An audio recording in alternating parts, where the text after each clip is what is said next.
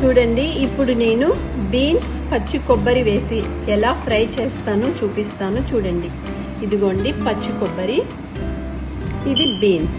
ఇప్పుడు నేను ఫ్రై చేసి చూపిస్తాను మీకు. చూడండి,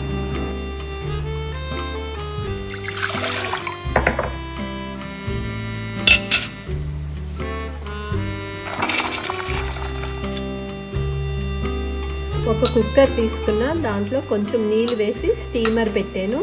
ఇట్లా చిన్న చిన్న ముక్కలు కట్ చేసుకున్న బీన్స్ వేసాను. ఇది ఒక 5-10 నిమిషాలు స్టీమ్ చేసుకుంటే చాలు. తర్వాత కొబ్బరి బీన్స్ వేపుడు చూపిస్తాను మీకు. చూడండి,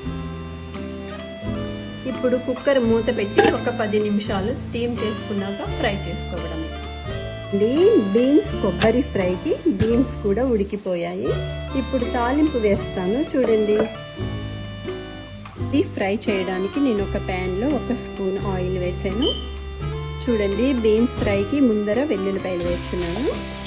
తరువాత కరివేపాకు, ఆవాలు, జీలకర్ర, మినపప్పు పోపులన్నీ వేస్తున్నాను. చూడండి, ఇట్లా అన్నీ దోరగా వేగిపోయాక ఇందులో నేను ఇందాక స్టీమ్ చేసిన బీన్స్ వేస్తాను.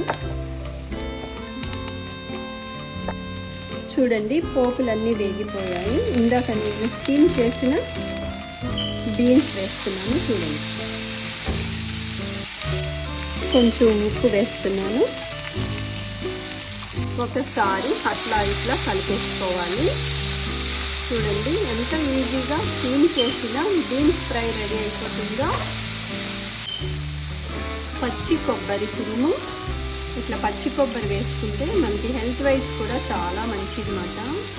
అందుకనేసి నేను కొబ్బరి ఎక్కువగానే వాడుతాను. చూడండి, ఫ్రై రెడీ అయిపోయింది. ఇందులో పసుపు వేయను. నేను ఎప్పుడూ చెప్తూ ఉంటాను, గ్రీన్ కలర్ వెజిటబుల్స్ ఏవి చేసినా, ఆకుకూరలు చేసినా నేను పసుపు వాడనమాట. ఎందుకంటే దాని కలర్ చేంజ్ అయిపోతుంది. చూడండి, ఎంత ఈజీగా బీన్స్, స్టీమ్ బీన్స్ కర్రీ అయిపోయింది. కొబ్బరి వేసిన ఫ్రై కూడా రెడీ. చూడండి, ఎంత ఈజీగా స్టీమ్ చేసిన బీన్స్ కొబ్బరి ఫ్రై రెడీ.